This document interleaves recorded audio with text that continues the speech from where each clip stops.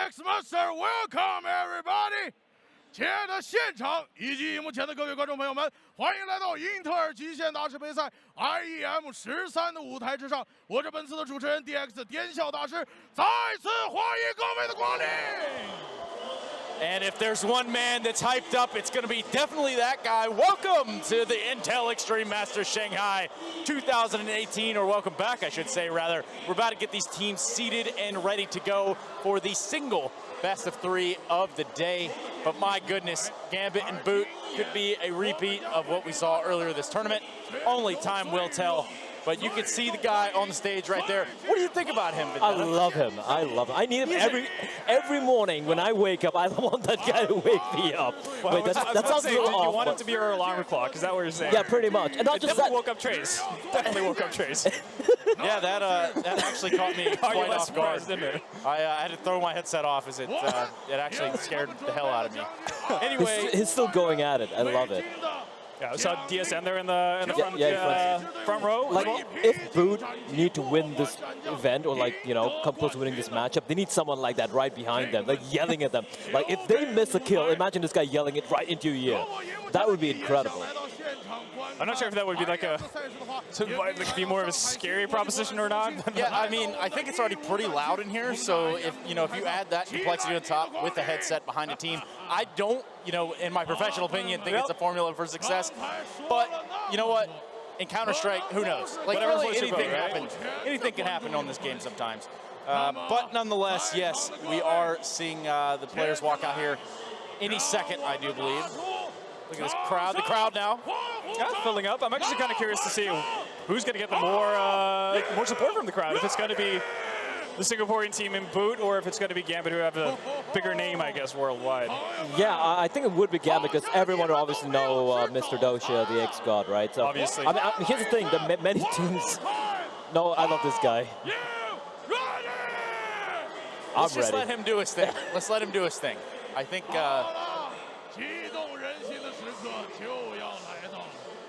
Okay, well, all right. The players will be coming out very shortly, as I'm told. They might be a little bit scared. It's a little chaotic around here right now, and it's not because of production. It's not because of the event. It's not. It's this venue is rocking. Like we got here, and I was like, wow, I can't really hear myself think. It's kind of nuts. At 10 a.m. It is sheer insanity, right? And it's.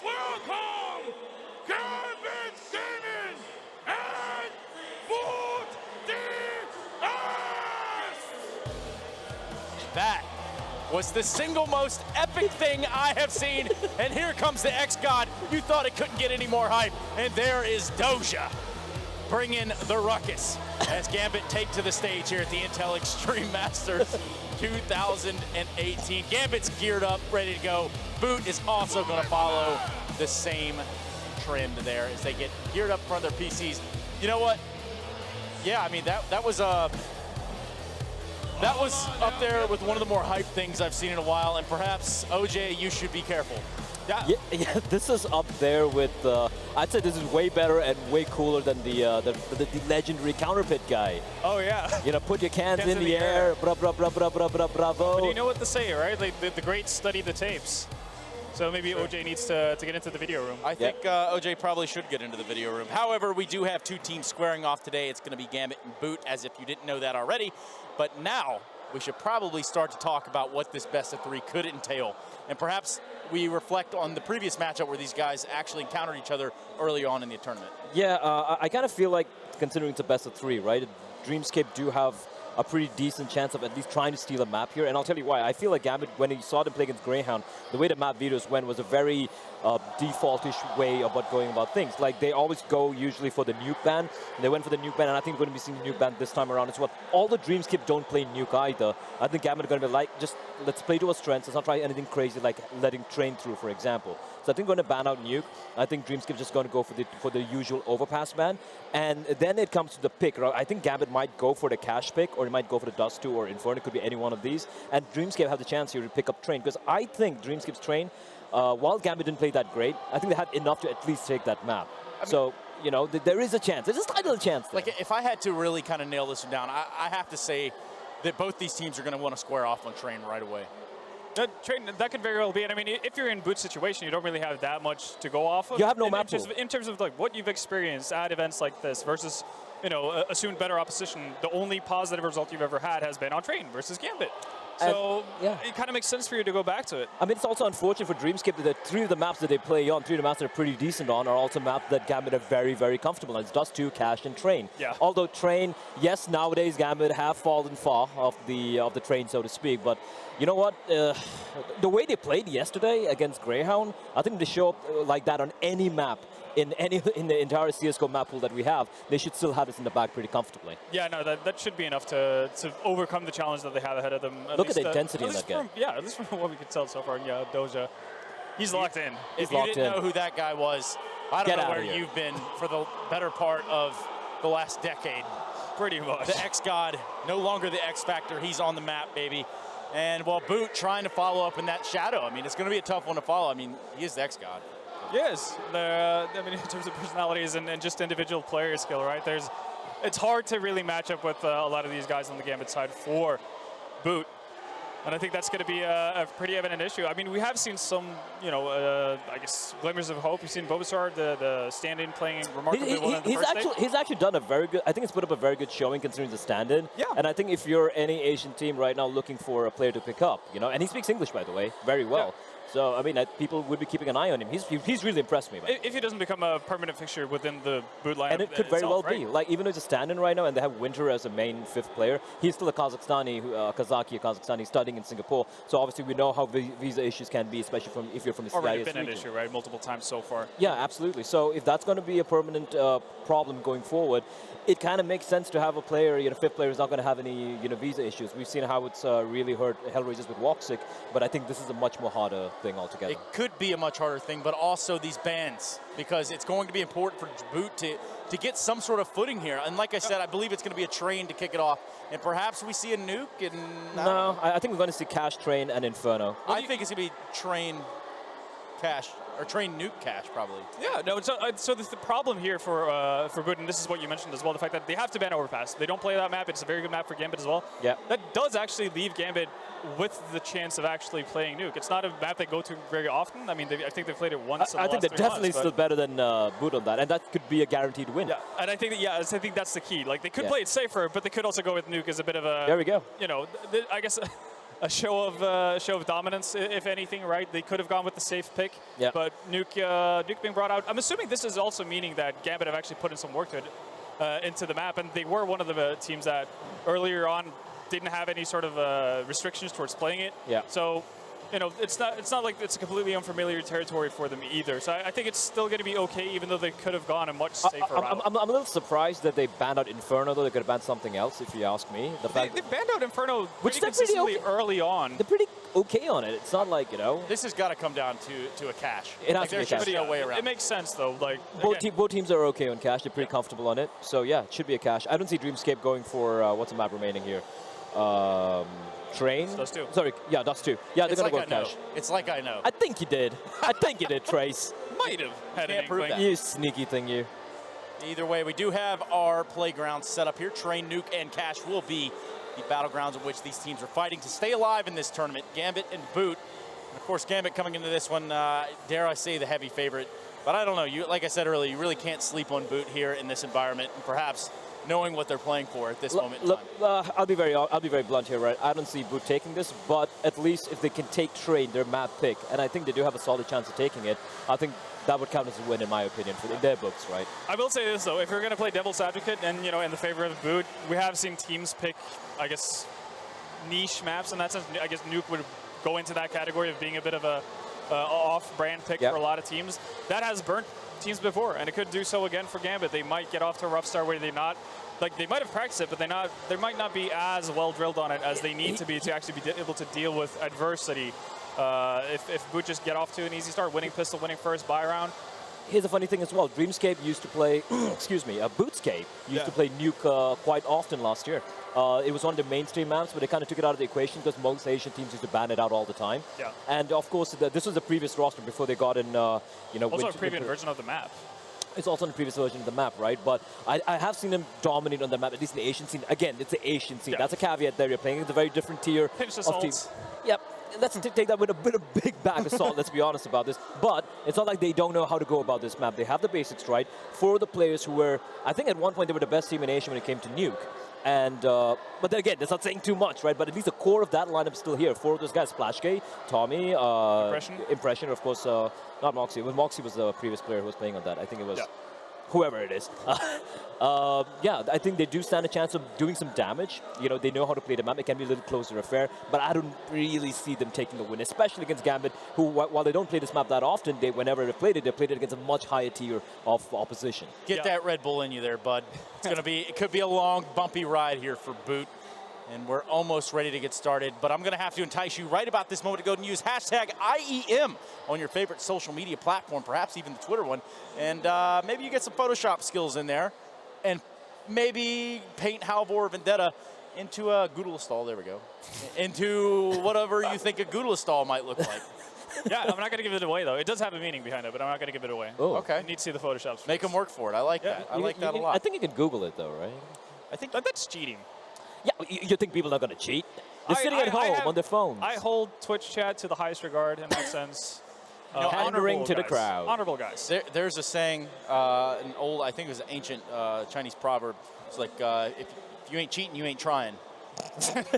But Definitely sounds ancient.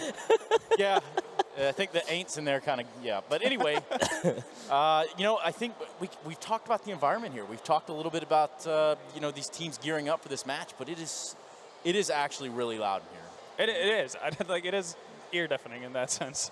And it's no joke. I mean, they are playing with obviously noise-canceling head, or I guess not headphones, obviously, over them, and then they have their in-ears as well. So they should be pretty well versed in that sense to deal with it. But for me, I'm more worried about how B.O.O.T. are going to actually deal with playing on a stage in front of a crowd. Yeah, I really don't remember having seen this lineup, or even like the core, ever having played in a crowd of this size. It's not that big a crowd, but it's still a pretty, you know, look at that. It's a pretty decent number of people who have turned up, right? It's just a change of environment that's so different from what you're used to that it might actually throw you off. Let's throw it into a different realm right now. Let's get into the prediction games, and I'm tired of you guys fluffing it up. I'm tired of you guys, you know, giving me the nonsense, the BS. Let's get down to the nitty-gritty, and you've got roughly 15 seconds apiece. So, Blair, we're going to start with you. Where do you stand? I see Gambit taking this very convincingly 2-0.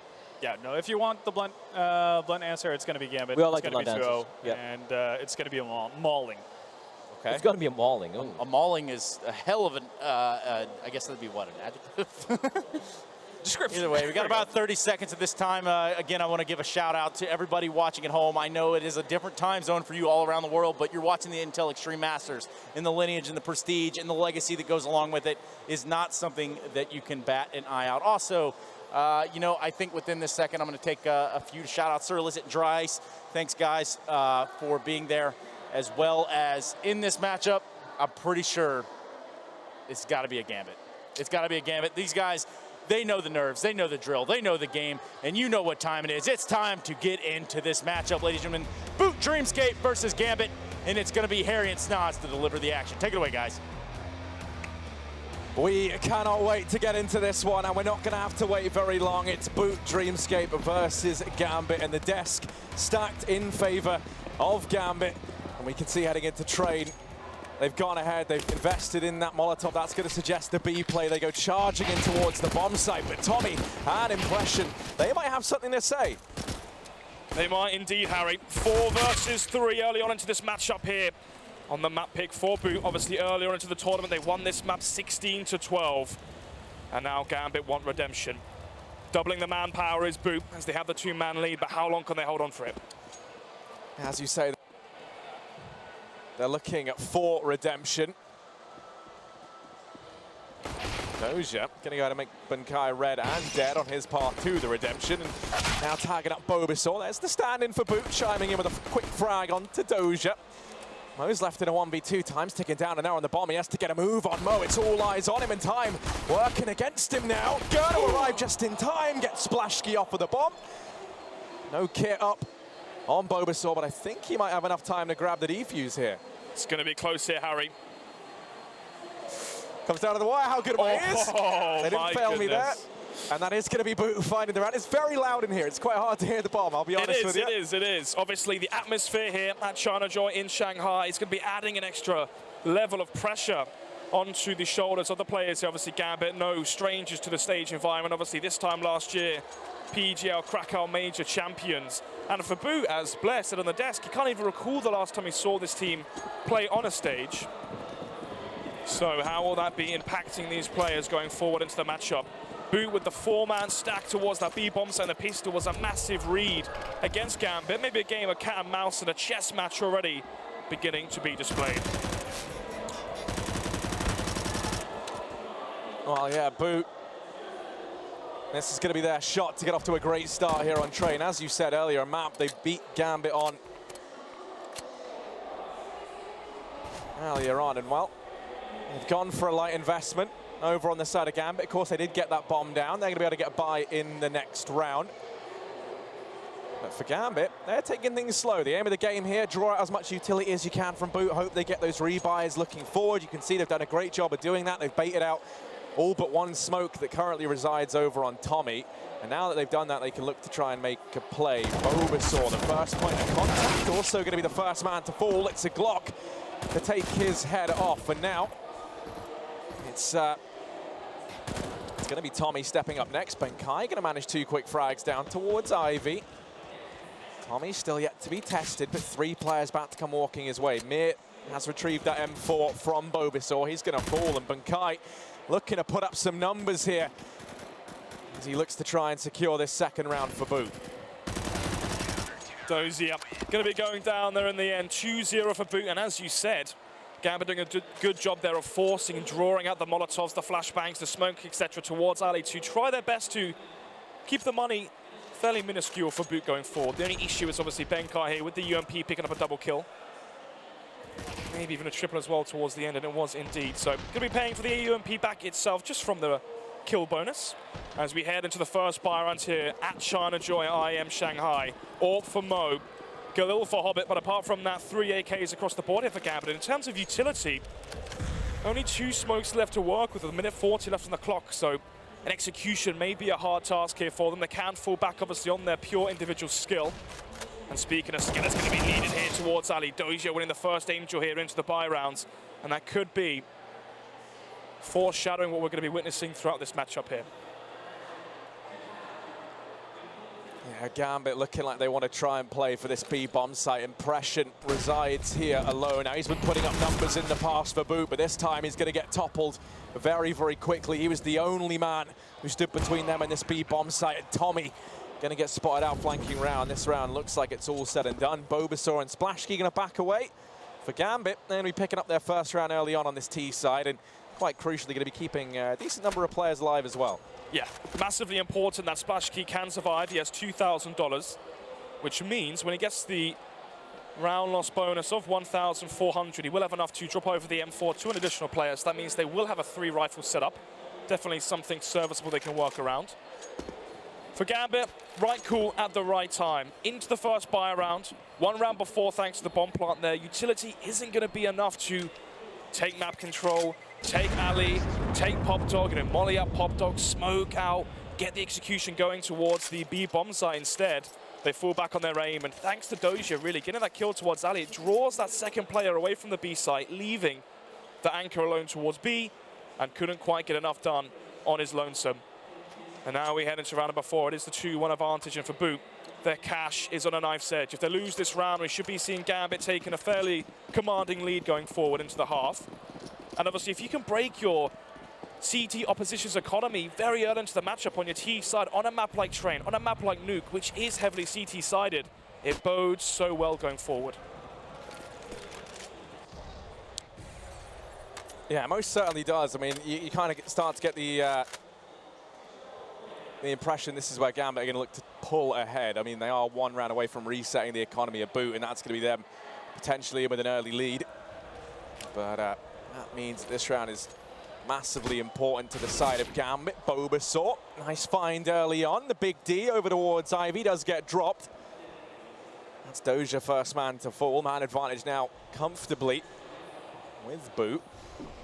Wondering how it feels when the shoe is on the other foot. Impression forced out of this B bomb site. This time he's going to back away. They have the man advantage. He tries to get away from the bomb site, but Hobbit does hunt him down. It's a bit of an unexpected journey as he goes pushing on up over here towards the connector. Tommy flanking round behind, actually going to fall prey to Mo, and suddenly B.O.O.T-ds, try as he might, can't keep Boot in this round. It all falls on a Splashki. Finds himself in the 1v2. And as we've been alluding to, this is such a big round for Boot. They're reset heading into the next. So this would be a massive clutch for them to find. I mean, we can see how big it is. I have no clue what they're saying here right now. I'm not sure if that's the casters, if that's the in-game, but I'm pretty sure Boot do call in English as they are from Singapore, so I don't think so, Harry. I think it is the Chinese casters, but anyway, going to be the smoke coming into the defuse, and with that it will shroud Splashki enough so that he can go for the defuse. I mean, I thought me and you were doing fine, but you know, if they want to bring in the other guys, it's like at the Korean barbecue when she gave him the fork.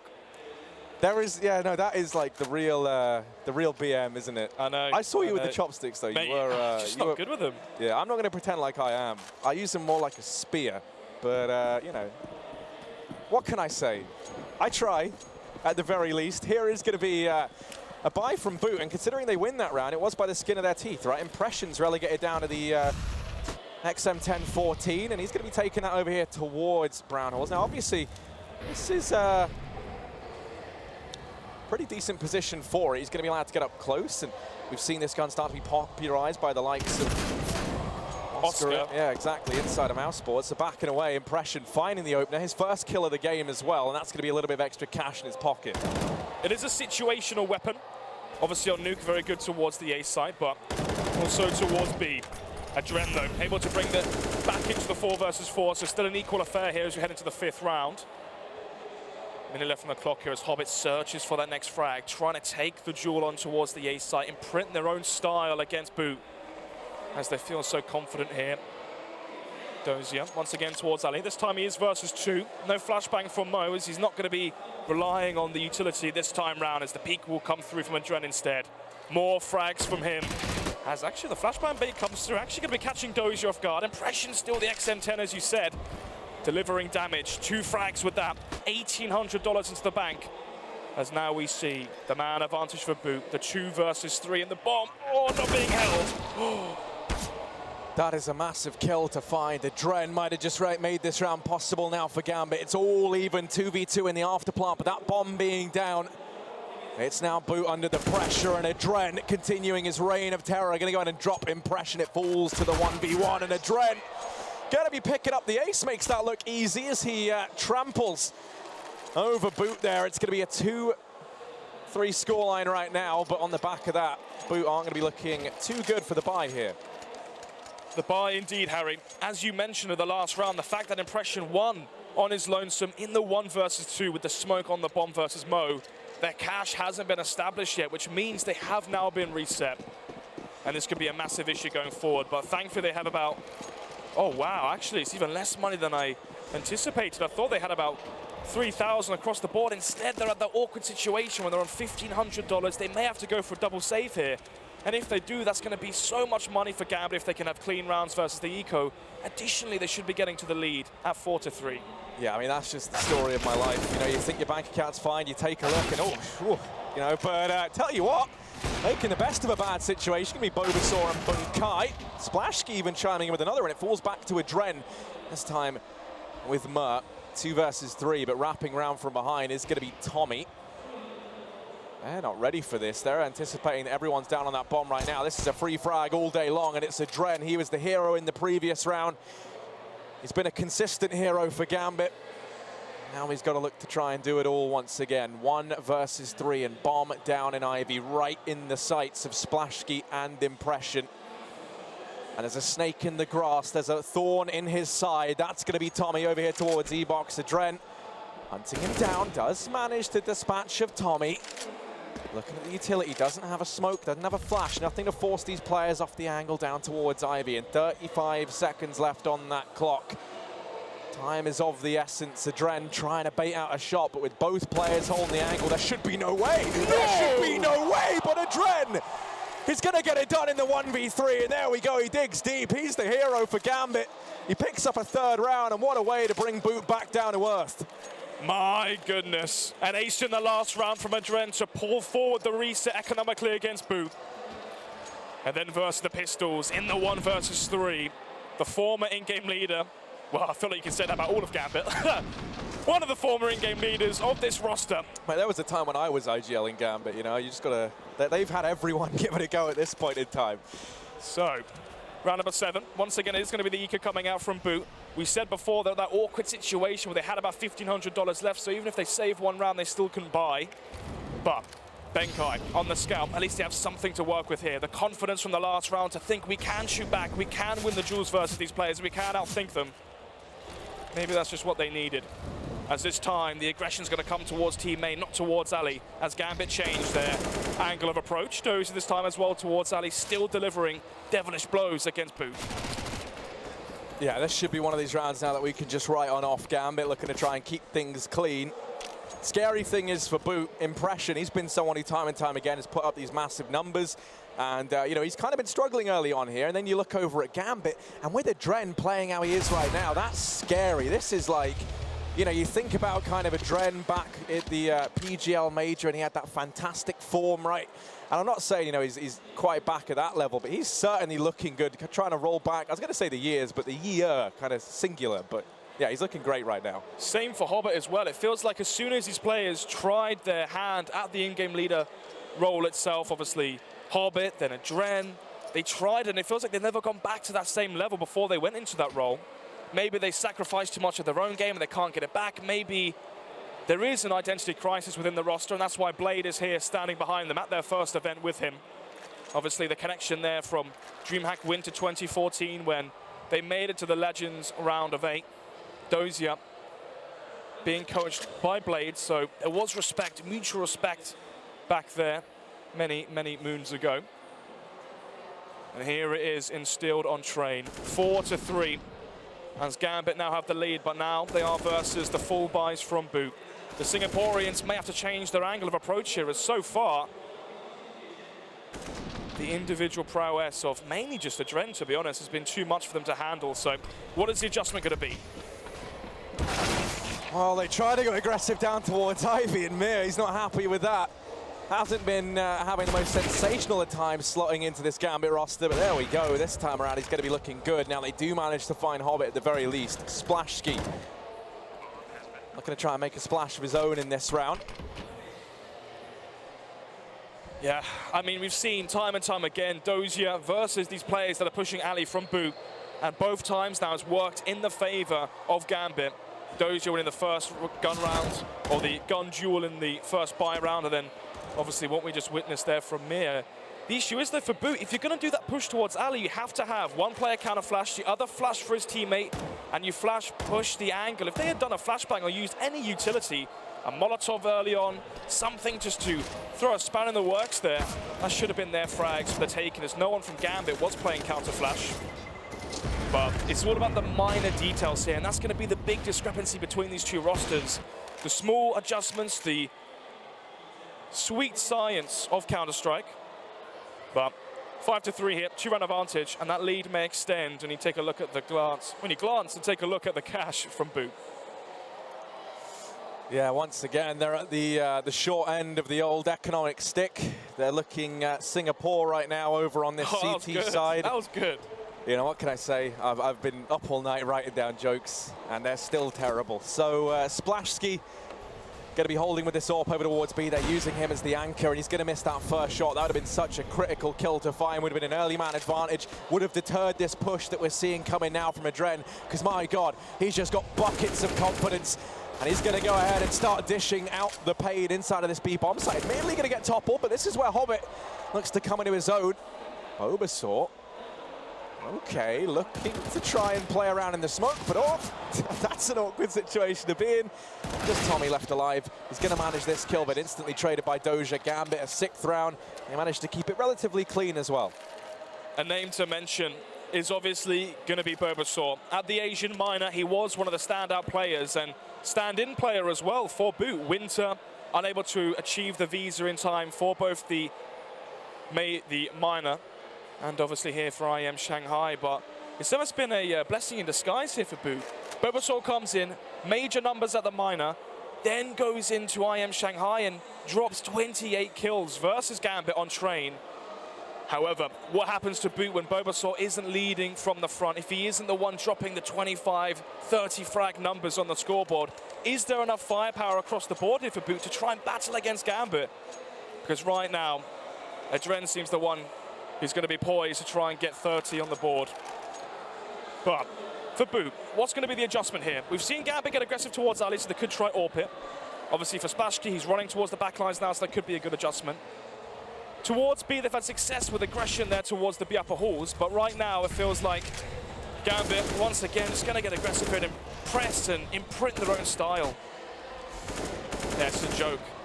Mir running amok in the back. Doja just going to take the fight head on.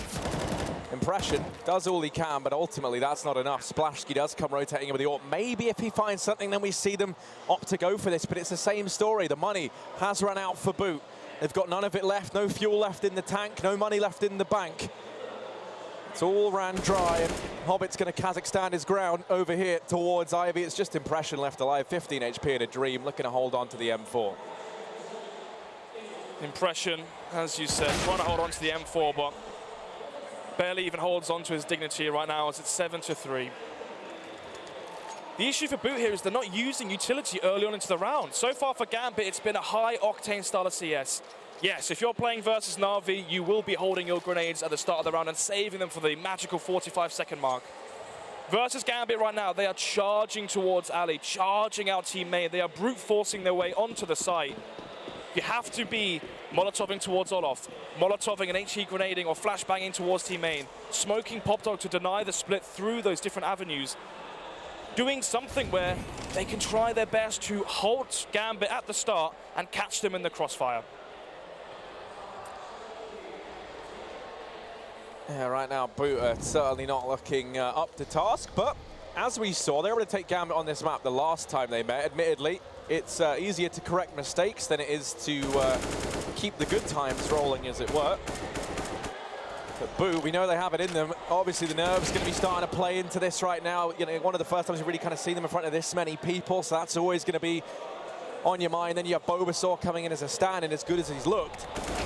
And ultimately, just going to be another clean-up round for Gambit. Admittedly, was the partial buy-in from B.O.O.T. Next round, they're going to have rifles across the board.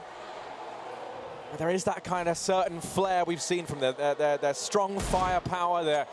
You know, they're always kind of a little bit limited perhaps on the tactical side of things, but we're not really seeing that kind of individual prowess either from them. But B.O.O.T, okay.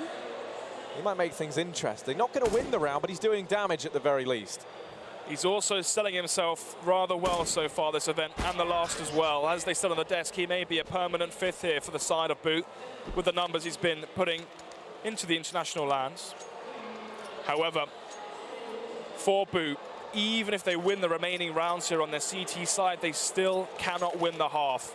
8 rounds now gathered for Gambit, so as a bare minimum, they are going to be having the advantage, flipping over onto their CT side defense.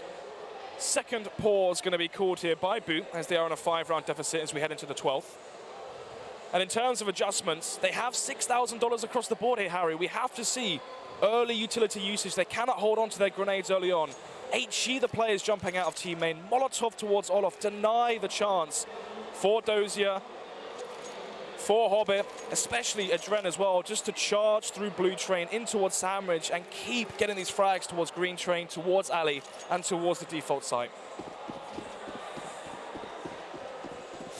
Yeah, I mean, the scary thing is, right, you look at Adren, he's top of the board right now. Over the last 5 rounds, he's got 1 kill. So, you know, the rest of the guys now kind of turning up in spades as well around him. It might have been a commanding performance from Adren early on. But now we have the rest of the unit inside of Gambit all kind of holding their own. This is what felt like was absent in that initial game versus B.O.O.T when we saw them play on train. Tommy, gonna try and land the wall bang. Sadly, doesn't happen. I think what the HE's trying to do is cause the splash damage to nullify the hearing of the player close towards Pop Dog and mimic as if they're dropping down Pop.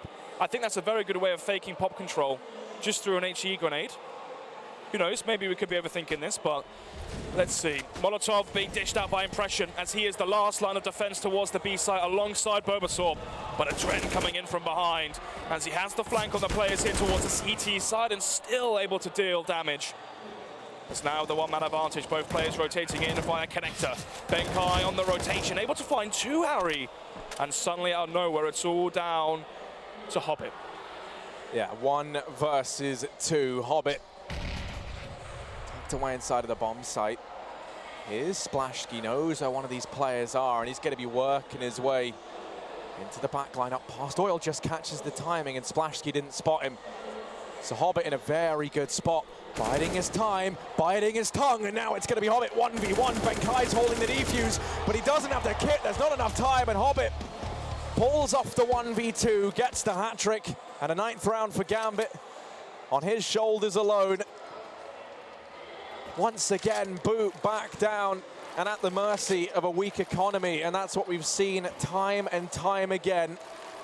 The scariest thing right now, B.O.O.T coming into this as they're standing currently their top performer as well here on trade. We need to see more from the core 4 of B.O.O.T, because this is not the B.O.O.T we've seen when they bested Gambit on this map before.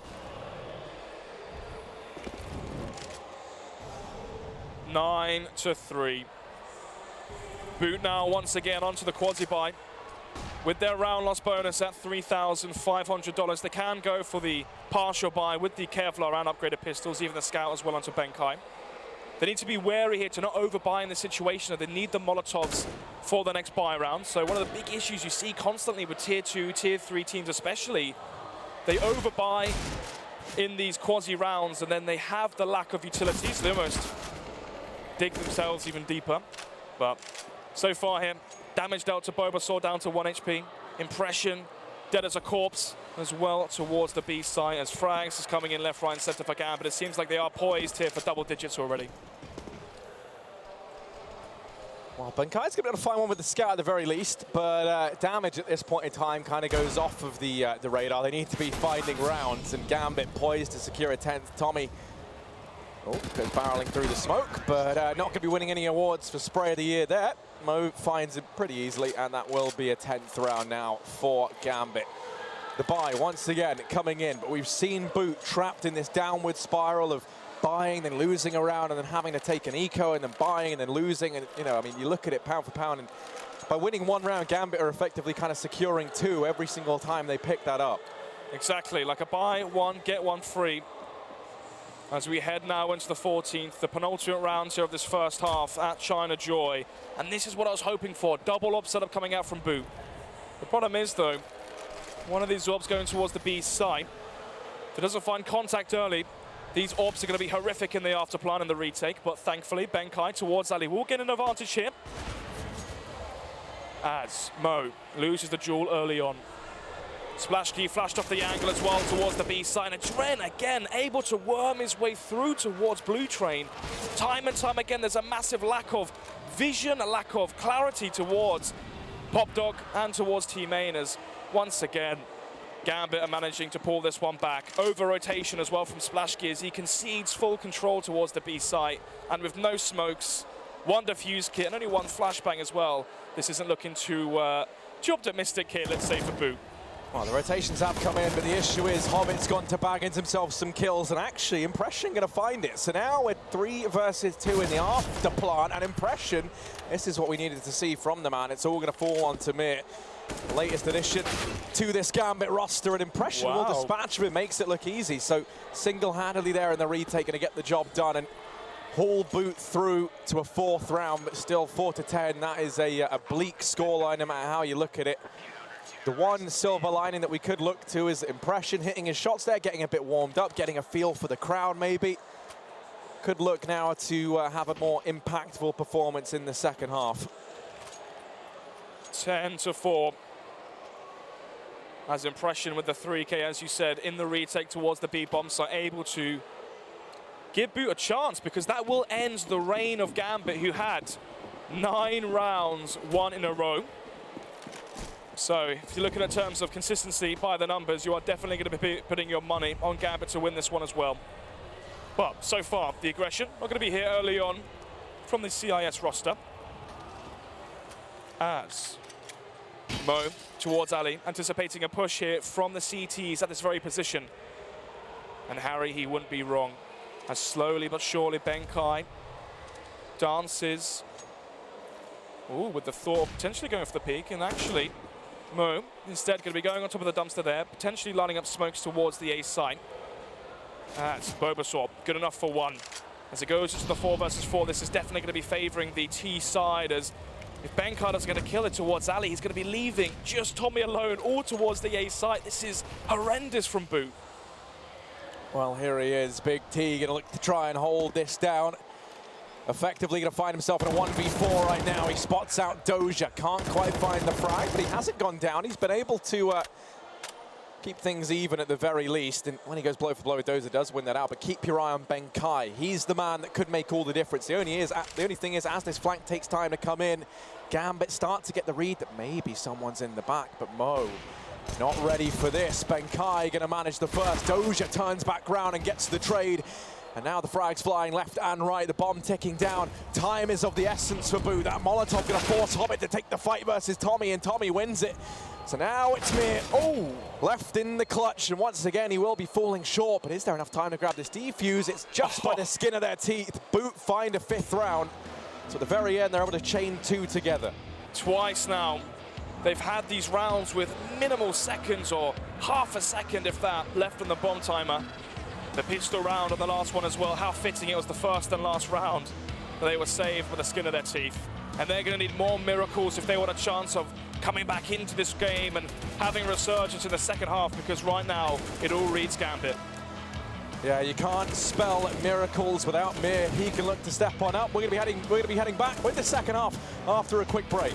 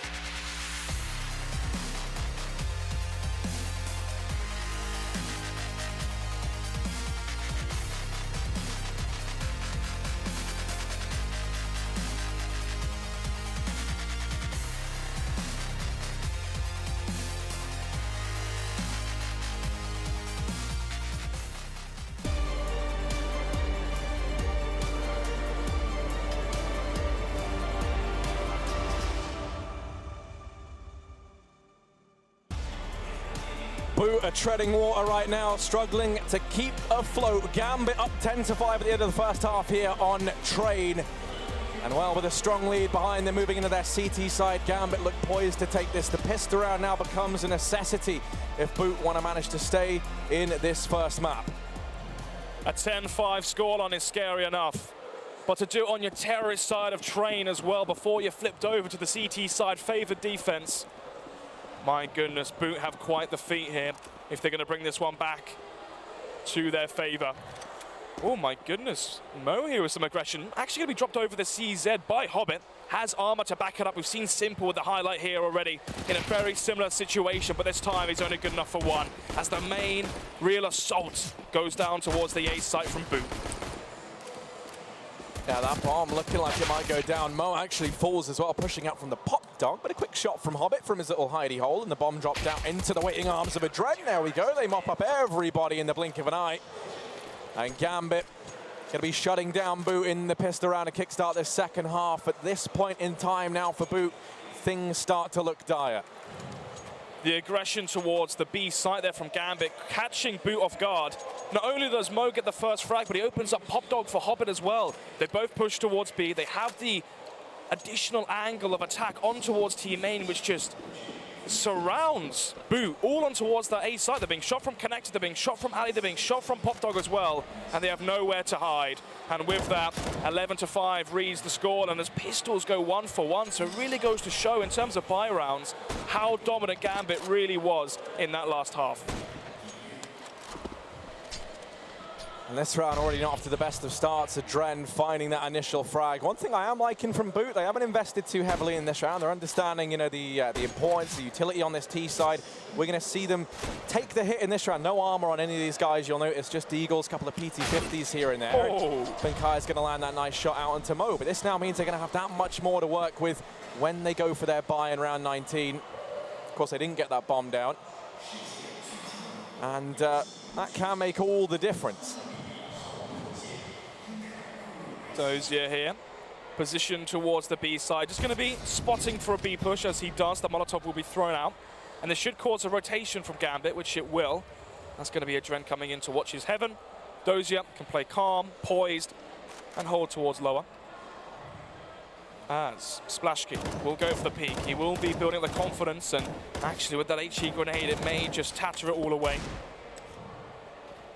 As Tommy able to get a little bit of a sneak in. Ooh, that's a nice shot as well. Mir going to be missing out on head armor, and he's going to be paying the price for it. But speaking of price, $600 price tag on the frags from that UMP. And suddenly this round becomes rather winnable here for B.O.O.T. It most certainly does. And then you take into account the fact that they didn't have armor. They've kept so much money left over. That might not even matter. Oh, impression! What a shot with the D. Fantastic stuff from him. The tiniest slither of an angle, and he's going to go ahead and take that round in his stride. 6-11 now. And B.O.O.T feeling good. That's exactly what they needed. It's going to be impression showing up early on here for them. And that was kind of someone that you and I both highlighted needed to start to step up. He found his footing a bit towards the end of the first half. And he's continuing that form now into the second. Seems fairly obvious which side the crowd does fall in terms of their favoritism. B.O.O.T there with the eco round win, and the crowd going to be reacting to that one, as it seems like they're going to be favoring their Singaporeans on the stage. But B.O.O.T still have a mammoth task to come back into it. 6-11 down, and they're still not out of the woods just yet. The force buy from Gambit can still come back into this one, as they have 2 CZs, 3 Desert Eagles as well to work with, backed up by 5 sets of Kevlar. So Mo not going to be saving for the AWP. A sign of confidence from Gambit that they don't even need their orb to get the job done. And now with B.O.O.T slowly but steadily positioning themselves towards the B upper halls as they get ready for the onslaught towards the Bravo bomb site. But Gambit, they're ready for this chess match. There's 3 players here already. Well, Gambit playing checkers while B.O.O.T playing chess. Actually, they find everyone. It's going to be Mir left alive in a 1v4. It does not look likely for him. Wants to think about holding onto the armor, the CZ into the round heading forward. Maybe he can find something with it. If these players come hunting, he can find an AK because there's only rifles left up. So still a chance for him to have some impact in this round, despite that bomb going down in a 7th guaranteed for B.O.O.T. It's going to be 7-11. 4 players staying alive as well, potentially, over on the side of B.O.O.T. This is a real turnaround here. They're going to start to close this gap, and things kind of start to get a bit claustrophobic now if you're Gambit. They're moving on to a 7th round. The odds are they're able to find themselves an 8th in the next, because it's just going to be pistols across the board over on the side of Gambit. And at which point, 8-11, that is really cutting it fine. It's a good point to make, obviously. That 11-6 scoreline was rather deceiving when you factor in the economy as well, and it is essentially a 2-for-1 round by winning versus the Force Buy, now drawing out an eco from Gambit. As you see, $2,000 across the board, and this could be a snowball effect as well. Going for a 5-man Force Buy means there's not going to be enough cash to have the Molotovs, to have the HEs, the flashbangs, or even the AWP for Mo. As you can see, the stress from these players, even nearly shooting their teammates. Yeah. So a physical sign of tension in the roster for B.O.O.T., but can they shake off the nerves? Well, this should just be a round that we can kind of talk over. There's only USPs left up for Gambit, and yeah, everyone's going to die. So as I was kind of starting to work, yeah, it's like kind of uniquely as well in how these two teams are lining up right now. You look over at B.O.O.T., they're a bunch of very talented aimers. They're playing with a stand-in, so they are going to be lacking a little bit in the strategy side of things, right? But over on the T side, you can use your big performers to open up the bomb sites. They can be the men finding you the entries. And then you look over at Gambit right now, and the man who's really hitting this home, the 2 men is Hobbit and Adren. But it's going to be a lot easier to isolate those 2 kind of star players over on the side of Gambit. You can be forcing Adren into these retake scenarios. If you can isolate him, cut him out, then you kind of you make it a much harder time for Gambit to have a strong CT side. Well. Speaking of strong CT sides for Gambit, they're going to need one. So far, only 1 round gained. That was from the pistol. Obviously, impression with the Deagle frags in the Force Buy from B.O.O.T. to bring it to a 8-11 standoff. Utility used early towards the B upper of the map, as that's going to be drawing the rotation from Adren in towards the B side to back up Dozier. Smoke in towards lower flashbangs as well. It's actually just going to be the fast play towards Pop Dog, and that's going to be drawing the rotation from Mo as well. A big mistake here, and maybe a costly one from Gambit. Well, say that, Mir. Gonna manage one, but yeah, the frag's coming in now in favor of B.O.O.T. They're gonna be allowed to get in towards the A bomb site, and Ben Kai holding for this aggression from Dozier. He goes peeking into his crosshair. Ben Kai wins that all day long. Man advantage up in favor of B.O.O.T. That bomb acting like the 4th man. They're heavily in the advantage right now. Hobbit not able to find anything, and now it is Adren, as we kind of alluded to, being forced into this retake scenario. He's managed the first kill. Adren, top of the board for Gambit, consistently a strong performer, and now he's going to live up to that more than ever. He's made it the 1v1, but time's working against him, and Ben Kai playing this from Pop. The bomb is planted for him. There's no way back into this for Adren, and Ben Kai going to sever the head of the beast. As B.O.O.T. pick themselves up a 9th round, this comeback now looking very, very possible here. I'd like to see a pause from Gambit. They had the 6-round advantage, and there we go. The tactical timeout going to be called by Gambit as they take a breather here. And now they can listen to their new addition or on-loan coach from Flipside. Going to be Blade here, going to be able to instill his opinion into the roster. And this is the thing, when we think of Gambit, when we think of reasons why their slow decay over the rankings, over the course of the past year, obviously people say because Zeus left the roster and they tried to find their footing again by switching out 4 in-game leaders, Adren, Seized, Hobbit, now Dozier. And I feel like they needed a fresh mind, a coach, someone who knows these players from the same domestic region, who has coached Dozier before back in DreamHack Winter 2014, to bring a new structure to the roster, a new face which they needed. And maybe that's why we're seeing the stars of the past now here in the present. Adren and Hobbit once again firing on all cylinders. Yeah, but right now you kind of question, is that going to be enough? Dozier finds the man advantage. An early frag onto Ben Kai. B.O.O.T. might be tagged down low, but he's still going to be taking fights with Adren. That's a ballsy fight to take. And Impression winning that over Mo. I was going to say this should now be their round, but Impression's been brought to his knees. Mo's just being a nuisance over towards Sandwich. It's his flank round from Splashski that should cement the round. He's dropped Dozier and Mir. So it's just Hobbit. And he's going to get caught over here in Pop. Tommy finishes things off. B.O.O.T. a 10th round of their name, 1 away from equalizing this out. And let's not forget, this was a 10-5 half in favor of Gambit. There was a point in time where this game was 10-3 in favor of Gambit. So this has been absolutely phenomenal over on the side of B.O.O.T. to pull it back to this point in time. You know, this is one of the biggest stages they've ever kind of been in front of. One of the bigger crowds, rather. The nerves going to be playing into this, but right now they're holding their own. This is the moment which B.O.O.T. have to seize. Gambit now have one buy left, and this is it. If they win this round, they're going to be forcing out ecos and weak quasi-buys, which could be their way to get the advantage into this one. So this is a massive round for them going forward, and Doja is going to be the linchpin towards that B site, who needs to deliver the goods, as the smoke will momentarily delay the aggression towards the B site. But Splashski on his lonesome, able to find the entry towards a mirror as well, may get caught off guard. Oh, Splashski's fully blind, but still putting up numbers. Hobbit able to answer back. Dren's come rotating around, but he's been decapitated, and now all the pressure falls on Hobbit. And it's just not happening. Doja left 1v4, manages the burst frag. Doja looking composed. B.O.O.T-ds has the shot. I was going to try and build into that a bit, but it just doesn't happen. 11-11, all tied up. Catastrophic round for Gambit to lose. As I alluded to earlier, that was the last buy they had, and now down to $3,000 or $2,000 across the board here for the CIS team.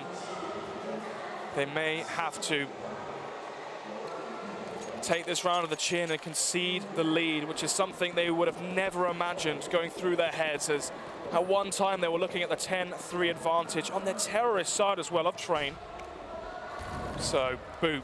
showing a calm, collected, level-headed state of mind as they continue the onslaught, this time towards the A side. Impression's going to be impressing. Oh, actually a teeth coat maybe instead, but all in all, it's going to be forgotten about, as the round will still fall in their favor. 12-11. So I don't think we would have been expecting this one, Harry. Can't believe I'm saying it, but B.O.O.T. now have the lead. Yeah, and I think when you kind of look at it, right, the real turning point was you look over at Gambit, and really, like I say, you've been eyeing up Dren and Hobbit. Those have been the two putting up numbers. Mo's had a very quiet game. Mir still kind of having those initial issues that we've seen him have slotting into this roster. Doja was looking good early on, but has fallen off. And then for the side of B.O.O.T., Impression's been looking great in the last few rounds. B.O.O.T.ds as well, the stand-in, he's looked phenomenal. So as the roles kind of reverse, the conventional CT-sided favoring of this map maybe gets stripped away a bit, and we see the T side actually be the more favorable for these two teams due to the rather unique circumstances. Now Mir's able to open up over here towards Electric Box. But it's got to be a real electric play from him if he wants to stay alive that much longer. Now Dren's here to help him out. Mir still fighting, finally going to get dropped and dealt with courtesy of Tommy, but he's brought to his knees, 7 HP. And there's Mo to drop the bomb. Tommy, 7 HP in a dream, and 3 players left to overthrow. 3 major champions left to overthrow. It's a tall order, but a bit shot from Mo, and that's given him a foot in the door. Luckily enough, Hobbit instantly there, able to trade. It's going to be a 12th as they are able to tie things up once again. Great time for a tactical pause to be called here by B.O.O.T. And the reason being is this is the round that could be the victor for B.O.O.T. You may ask why, but with only 2 players surviving from Gambit, their cash hasn't been established, which means if B.O.O.T. win this round, Harry, they're going to be sending Gambit or Gambit's money into disarray with the economical reset, send their round loss bonus back down to 1,400.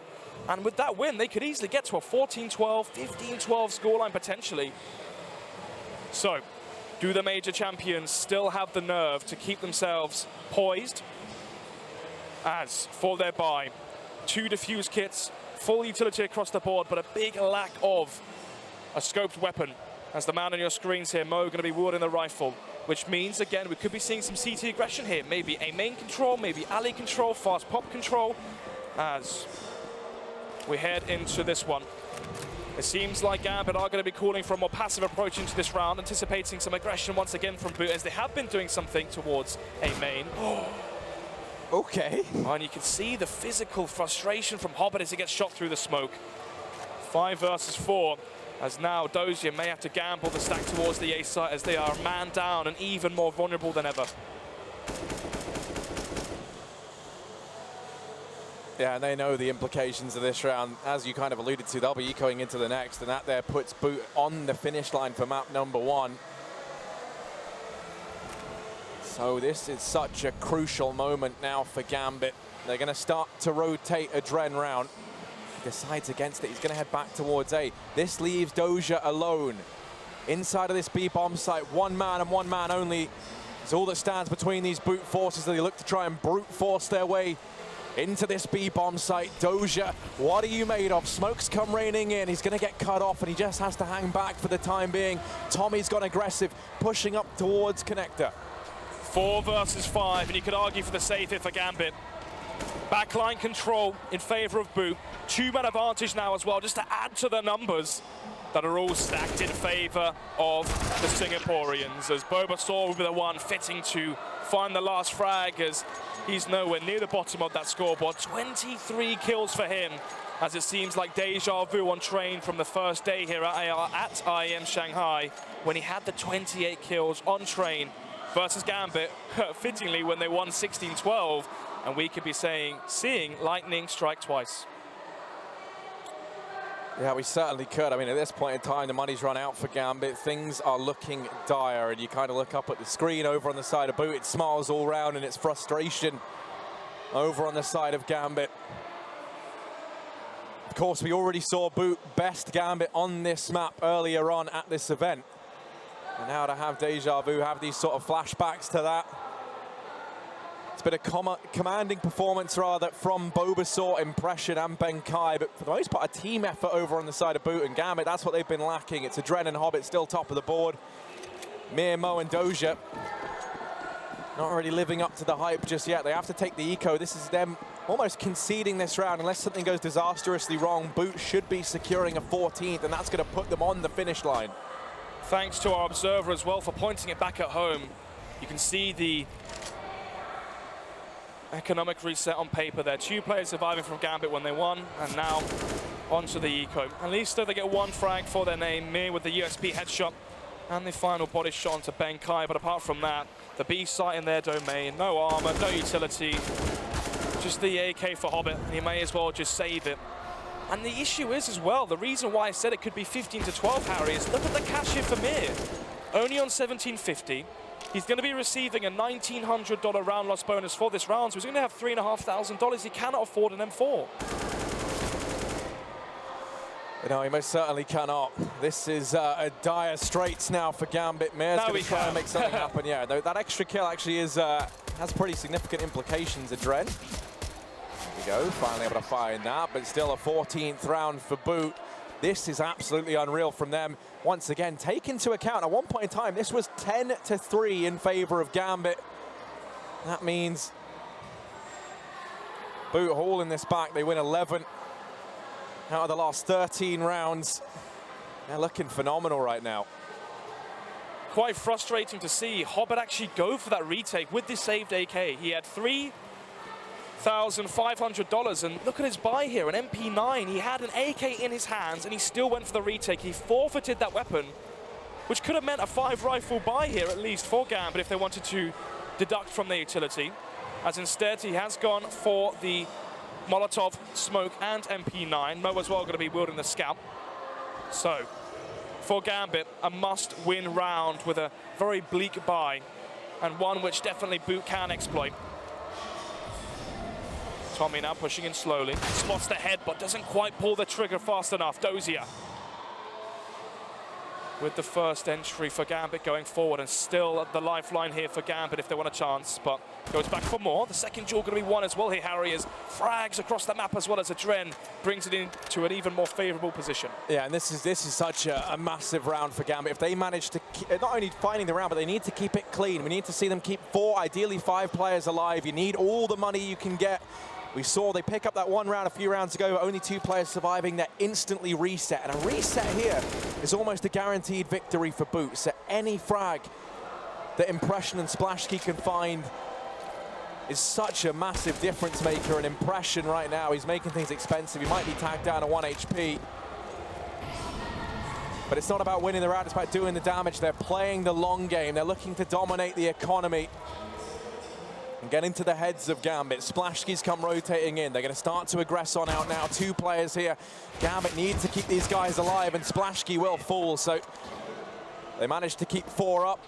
Money They're going to be able to dodge the reset, at least looking to the future, and that's massive for Gambit. Final tactical timeout going to be called for by the underdogs. 14-13.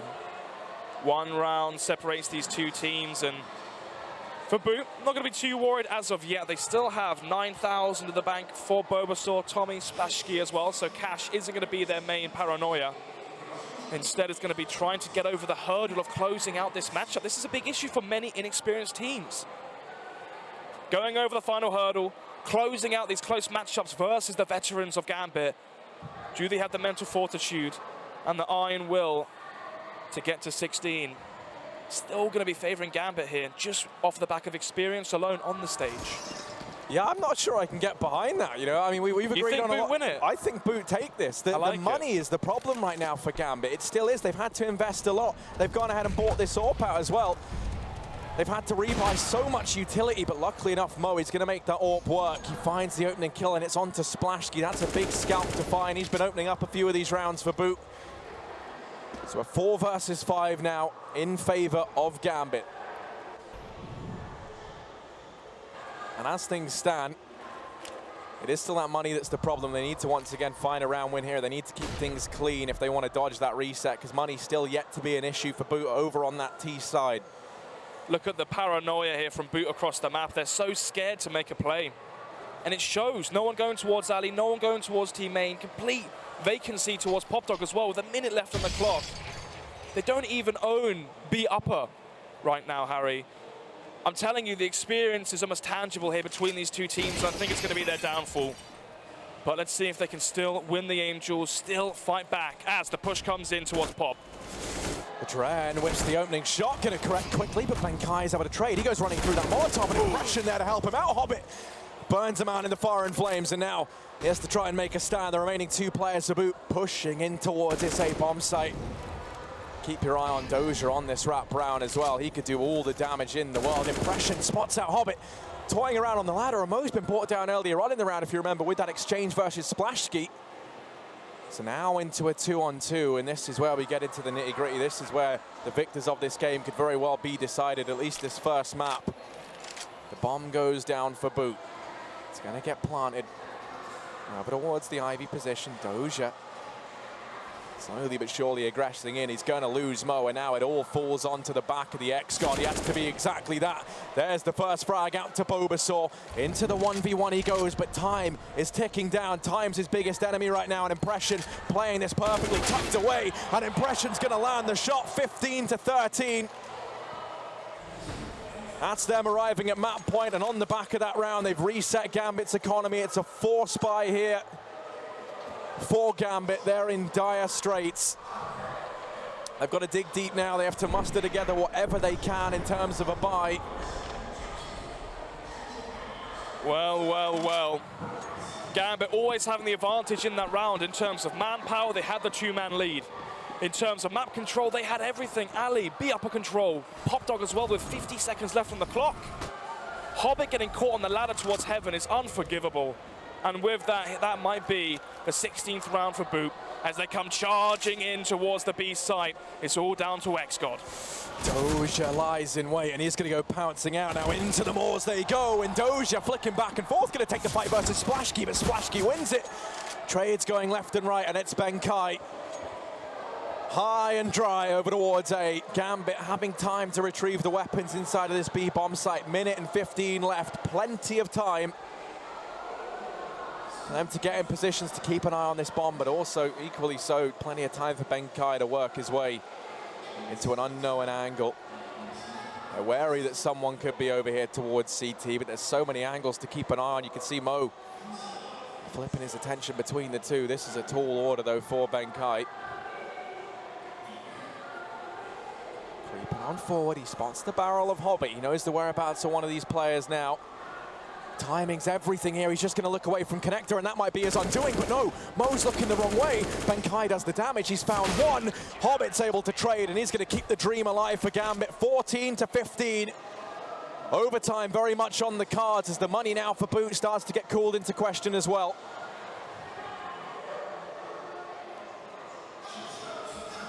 The replay here from Dozier to flip it round 180 as well and get the second kill as the anchor on the site is pivotal. Not only has he brought time for the rotations, for the cavalry to arrive through connector, had the support from Adren, he's also got the 2 kills. That's almost an additional bonus there. Didn't even need that at that point. He bought enough time in just staying alive.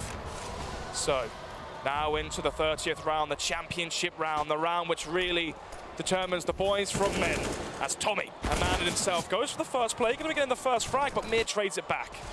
Benkai's gone charging through. It's a 3-on-3. Splashki does what he can. He's pulled it back, and now it's Mo. Holding in the sandwich, can't afford to make a meal of this as he's started to wrap on round. He's just going to get past Benkai, and that's a free frag all day long.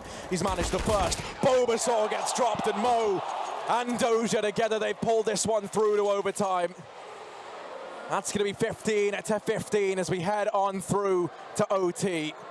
And what a performance it's been from either one of these teams. For B.O.O.T., you have to say, fantastic stuff from them. They were 10-3 down at one point in time. They pull it back to OT, but now fatigue, all of that starts to set in. It becomes much more of a mind game here. The analysis desk alluded to the fact that if B.O.O.T. want a chance of winning this best of 3, they have to take their map pick, Train. The next one being Nuke, and even though Gambit don't play it often, they're willing to play it here on stage. And a map where rotations are pivotal, communications difficult.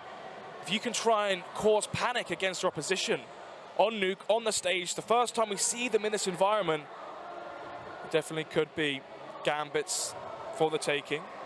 However, B.O.O.T. still in this one. Even though they had the match point 2 times over, they can still take it in overtime. 15-15 as we go underway with the 31st round. AWP for Splashki. AWP as well for Hobbit. So it's going to be the double upset up here from Gambit. They're anticipating more of a default slow style of CS. And it seems like they couldn't be further from the truth. Yeah, lots of damage already done onto Splashki. That's going to make all the difference as well versus the M4s. It's softened him up. Mo's the man to open, and a perfect pop flash for Adren. That's 2 kills. He's going to be gifted. Down towards Pop Dog, Splashki and Benkai left alive. Benkai falls at the hands of Mo. It's just Splashki, and what are you made of now? It's a 1 versus 4. And Mir holds it close, 16-15. They might be called B.O.O.T. They were hoping just to waltz across to victory. They were hoping to take the train. But it's just not happening right now. 16-15 in favor of Gambit.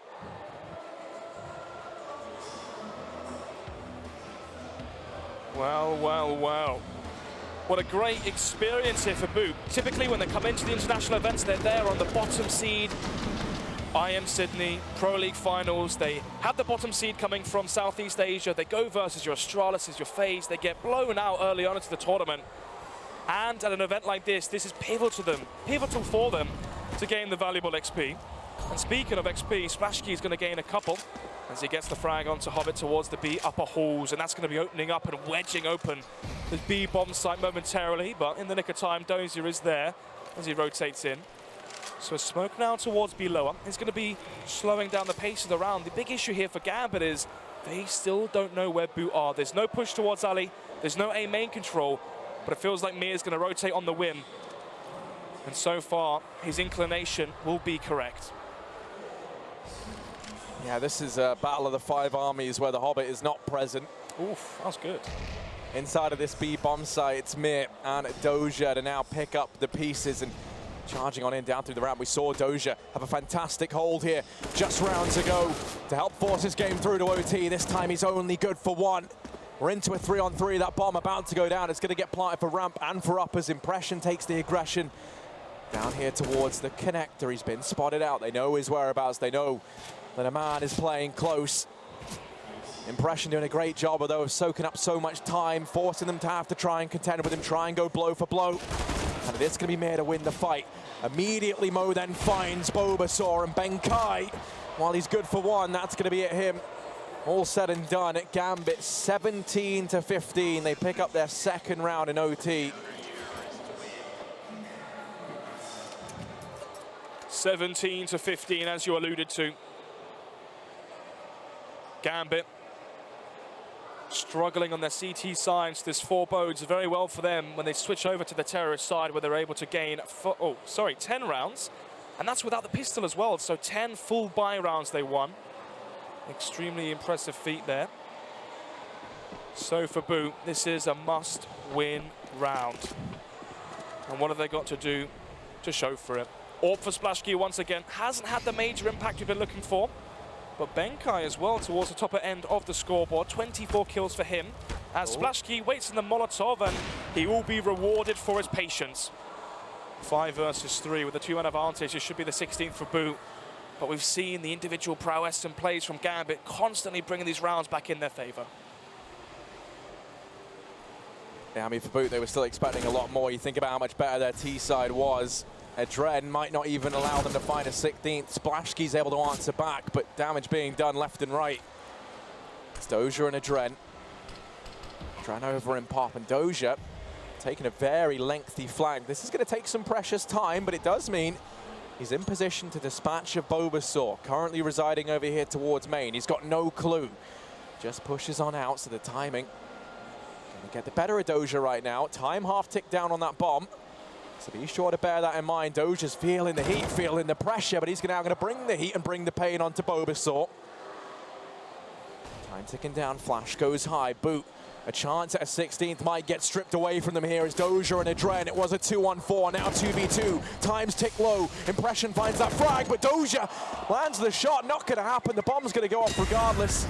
The 16th for B.O.O.T as the first half of overtime ends with Gambit bringing up a 1-round advantage, moving now into their T side. The side that they managed 10 rounds on in the first half. Things start to get a little bit tricky here now for B.O.O.T. 34 frags for Adren in 35 rounds being played out. Impeccable performance from, well, what, 8 months ago, 10 months ago, was seen as such a big star within international Counter-Strike, and he went missing for a few months as this team deteriorated over time. For the first time in nearly 2 years, they are out of the top 20. Most recently ranked top 21, and they're on their way back up to that championship level. Oh, this was the shot there through his teammate actually onto Mir. That was the third entry towards the A site to allow themselves to get to 16, but anyway, for Gambit, what worked for them in the first half? Aggressiveness towards Olof, towards Blue Train, towards Green Train, especially from Doja and Mir. And now on their T side, seems like they're going to be stationed outside the B side. Bomb here onto Mo, Mir and Hobbit going for the peak. Oh, an impression's going to get fed to the Wolves. Tommy tries to answer back, but it's not going to be enough. Mo's immediately there in with the return. And I mean, I think if you boot, you kind of start to think, you know, if you, I think, you know, it's kind of the view as well of a lot of people looking at this, is if you were going to close this game out, the time that really you had to look to do it was in regulation. As you get into these longer stretches now, this is where Gambit, mental fortitude all looks to pull through for them, the experience, they're keeping their cool, and just as you say it, Bulbasaur and Doja. Sorry, Bulbasaur and Splashki go toe-to-toe with Doja and Mir. Adren gets tagged up as well. He's pulled it back into a 2-on-2 at the very least, along with Mo, and Mo's actually far on all cylinders right now. It's just Benkai. 1v2, and they know his whereabouts, they know where he is, down towards Ivy. They're going to take that bomb to B. Benkai now 29 points of health, 2 shots from the AKO, 1 from the AWP will seal the deal, but he is here on time. Yeah, on time indeed. Benkai manages the frag to Mo. The nade might be enough for Drenas to get out of there, and it's just going to miss the mark. Not any Kobe shots just yet. Instead, Benkai had to do this the traditional way. Spots out Adren, he's tagged down low, and Benkai, the 17th round for B.O.O.T. We're going to see this go all tied up.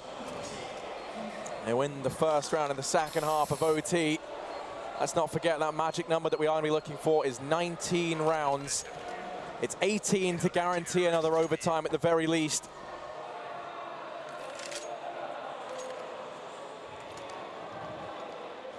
As you said, if both these teams want to win it in first overtime, they have to now win 2 rounds consecutively, which would put them to 19.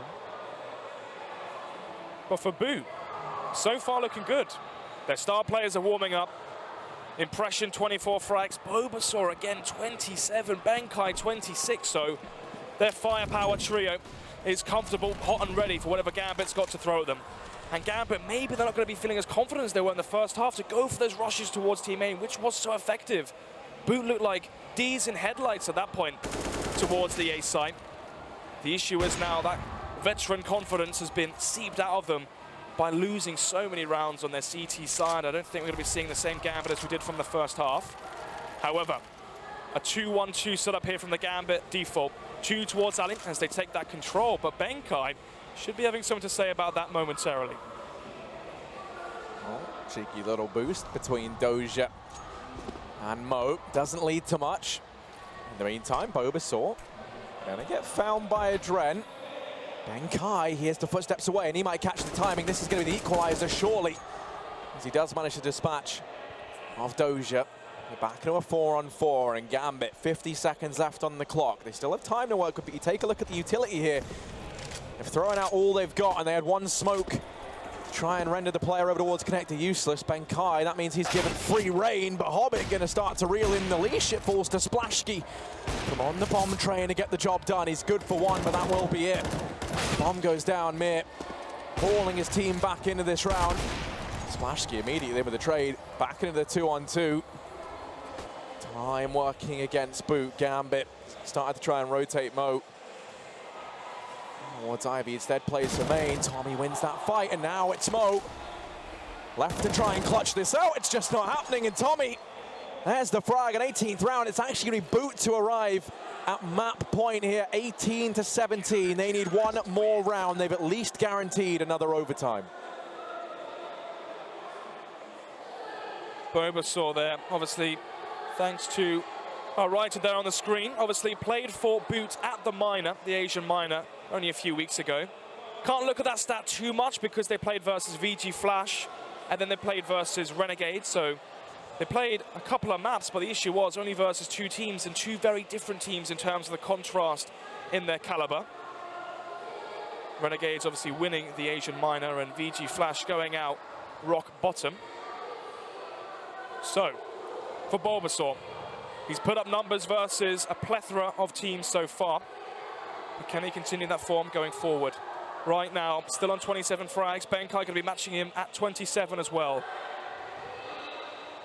Who's it going to be that is going to be the star of this potential final round here on train? 18-17, Harry. The double up setup once again here from B.O.O.T. This time going to be onto Benkai as well. Orping towards Ali. Doja has been going for the peak often, but typically they flash Ali. So the question is, can he dodge the flash, get the first kill? And if they do, will B.O.O.T. choke away that match point for a second time running? B.O.O.T. saw the stand and he's looked fantastic, and he wants to get on that train to victory. All B.O.O.T. have to do now is poke him on. They need one round here. And that will be them securing their map pick of train versus Gambit in this deciding best of 3. Benkai flashed off the angle. They go back in for it, throws a deep smoke. Deep smoke, they're going to be matching Dozia's. It's going to be denying Ali control. Very smart smoke to throw as it stops map control and real estate being in their hands. So, Dren, B.O.O.T. good enough for one each. Oh, as well, Mir towards the B site as they've wedged it open. Mir, he had a quiet start, but in this round, a very important round for Gambit. He's showed up. He's managed 2 entries in towards that B bomb site. The bomb goes down, just B.O.O.T. and Benkai left. We might be heading through to double overtime here in map number 1, and indeed we will. Mir cements it with 3 kills, the hat trick, 18-18, and now that magic number going to be 22 that we're eyeing towards. That's what these teams want to be racking up. Again, Splashki misses so many of these easy op shots. It was a big issue he had at the Asian minor, obviously with the pressure there to perform. And here, once again, in double overtime, unable to hit those micro adjustments with the scope. Mir with the double entry towards the site and single-handedly winning the round and also sending Gambit into double overtime, as that's what they're all playing for. The IEM Shanghai Shield. So, first round here of B.O.O.T. What's going to be the angular approach from both these teams? Gambit was so successful on their T side earlier on with the aggressive plays towards the A site. It feels like they're shaken to go for that sort of play again. So I want to see some aggression towards A main, aggression towards Pop-Dog, fast play, high-octane style of CS to counter the lack of utility usage early from B.O.O.T. Remember, they kept dying with Molotovs in their inventory, HEs and Flash not being thrown. And even here again, there's nothing thrown towards Team main. Gambit should be exploiting this. Yeah, I mean, that was the story behind their success early on. This time, they try to push out over towards Pop, and Hobbit, well, he's been discovered. An advantage up in favor of B.O.O.T, and Mo going to miss that shot. That would have been a very big kill to find. Just doesn't happen, and B.O.O.T, you know, reminiscent of one of these, you know, advanced AIs that we've been working on. They kind of feel like they're learning, right? That's what it's been like. Started off looking a bit rocky. Now they've amended a lot of these mistakes, and Gambit yet to make those same reparations. Mo going to manage a quick kill onto B.O.O.T. This rotation being divided, their attention having to be split between Mo and this B bomb site. And as he comes in from the flank round, he should be able to deal with Tommy. Even if he doesn't, he's cost them so much time. They have to be so worried about this man in the back. They're going to continue to aggress on forward, but times tick so low at this point in time. They're going to try and go for it. You've got to admire the balls on this man inside of the smoke. He taps the bomb down from ramp. Two players go running in, and Mir going to find it. Just Benkai left alive, and he will fall. Mir 3 kills once again as he emerges the MVP for Gambit in this round. Everyone in the server dies, and that's going to that could be potentially hurting B.O.O.T. We've seen them like to run that double AWP setup, and now that gets called into question. If your impression, solo anchoring towards the B bomb site, you cannot be forfeiting the site in that scenario. If you give up all that map control to Gambit, to smoke off connector, to Molotov connector, to slow down the rotation, adding in as well Mo catching the rotators through Con in Team main, a near impossible round for B.O.O.T. to bring back and win. And with that, they have to play more aggressive to try and hold on to the sites. Mo going to be catching a tag onto Splash Skiers. Actually, they charge in through Ivy. The aggression here in favor of Gambit as they try to amplify their will. Gambit just getting picked apart. Mo's managed one. Oh, I was going to say hiding in the smoke might get away with murder, but no, it's Doja and Adren. Stone cold kill as Doja continues to push on forward, and Splashkey manages the trade. Bomb looking to go down now. Minute and 10 seconds left. And moment of silence inside of the bomb site. Oh, he's backed off down towards main. The bomb planted for him. Adren holding up close on the bomb train, and Benkai, so many angles to keep an eye on. This round was looking good for B.O.O.T, but it's been picked apart. It's Adren at the helm. The 20th round secured for Gambit. Let's not forget they're looking for 22. If they manage 21 rounds here, they go flawless in the first half of this second overtime. Wow. An event here at ChinaJoy as a packed out stage witness so far arguably the best game of the tournament.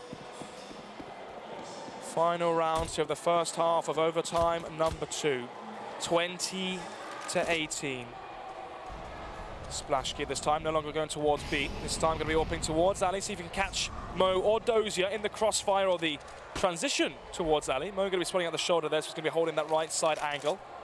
Splashkey's used his smoke very early here, Harry, which means now for Gambit, for Dozier, you just wait, play patient, and then take Ali control afterwards. Ooh, that's a nice little smoke frame aim. There you go, note that one down for all you matchmaking gamers out there. B.O.O.T teaching lessons, and they're going to teach Hobbit a little lesson about playing Pop Dog as well. It's Tommy showing us the lineups for smokes, but also for frags. Just Mo and Doja left alive, but I mean, you know, you should be favoring B.O.O.T very, very heavily here, but the amount of times Gambit have clawed these rounds back, you do still have a bit of worry about you. And oh, Mo tries to land the shot through the smoke, but it all comes up Splashkey. And here he is, X-God, as animated as ever. You can see him down on the bottom left of the screen to try and get this done, and through the smoke, Splashkey picks the kill up. So 20-19 in favor of Gambit. As we say, 21 guarantees you another overtime, but it's 22 to win this first map in the deciding best of 3. Not sure if my bladder could handle a triple overtime here, Harry. For Gambit, they're 2 away. B.O.O.T 3. They need quite a bit of consistency here on their terrorist side, which is where they got themselves into overtime to begin with. Pause here as we wait for the players to ready up as the halves have gone through. And here we go, we are live, which could be our final half here in this first map of this thrilling best of 3. And it's only the first map so far. However, how many times have we seen the underdog get so close in that first map, overtime, 16-14, 16-13, or a 19-17 loss, and then get completely blown out on that second map by the favorites? It's a big issue and a worry I have for B.O.O.T here. If they lose train, that Nuke could be their graveyard. But anyway, into the first CT round in the second half for Gambit. Aggression towards the B upper halls as Doja doesn't want to be giving away map control for free. Different angle of approach is what we saw earlier when he was playing the lower ramp. As Benkai flashed through the smoke, will actually be able to cross here, so Doja may want to have a rotation come in to hold his heaven, but so far feeling extremely confident that no one's crossed as of yet.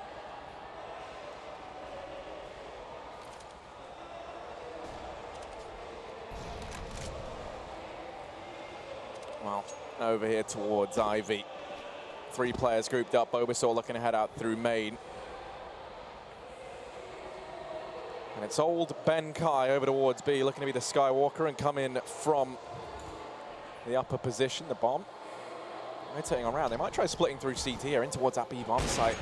The Hobbit throws a spanner in the works, allowed to reposition. They can't keep picking into this. And Splashkey manages the trade at the very least. Benkai will help, but they have to deal with Doja, and he's going to give them a dose of their own medicine here. Splashkey, 1v4, so much to do, and Mo's holding down the angle. That's him shut down. Gambit now need one more round to close out this first map. Textbook AWPing from Hobbit. Nothing fancy, nothing flamboyant. Easy shots as he falls back, kill after kill. Lands the first here towards Ali. A poor timing from the peak before the flashbangs even bloomed. And they chase down their defeat. They say you can't chase losses in the stock market. You can't chase an AWP who's repositioning as well without any utility, Harry. It's not good to see. 21-19, 2 match points now for the veterans, the former major champions.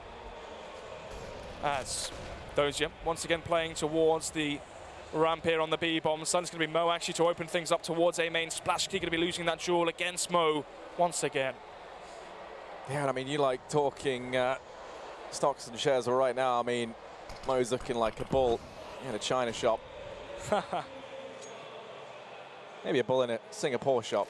But man advantage picked up. Gambit.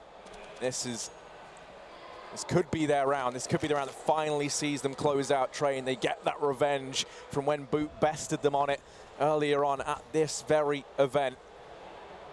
Doja lies in wait inside of the B-bomb site. B.O.O.T have struggled here time and time again, and it's Doja who's been the man doing the damage. Players all around, and Doja holds his own. It all falls to Impression, 1v5, and Doja raining death down from above. Impression's not going to make it happen, and that's Gambit closing this out, 22-19, as they best B.O.O.T in map number 1. Experience being the major factor between these two teams. B.O.O.T having match point in the first overtime, 2 match points in regulation as well, but they were unable to get over that final hurdle and seal the deal. And this is the big issue we have with these inexperienced teams, is trying to get over that finish line. When you have the advantage, you have your opposition backed up in the corner, and they couldn't quite get the KO. 22-19 as Gambit win B.O.O.T's map pick as it sends us into Nuke. Yeah, Nuke is going to be a whole different story. Gambit, of course, that's the map that they're heading into, feeling confident on now. And for B.O.O.T, things get called into question. Their tournament life is on the line. Let's not forget, the winner of this best of 3 will be playing versus NRG in the semi-finals. It's all on the line. Either one of these teams vying to take home the trophy in Shanghai. And while try as B.O.O.T might, they couldn't quite close it out. Still, they looked good. Gambit were tested, there's no denying that. Heading through to Nuke, it's still all to play for. We could see B.O.O.T come out in full force. That's going to be this first map all said and done. On the back of that, we're going to go ahead and head over to a break and then be back with the desk and map number 2.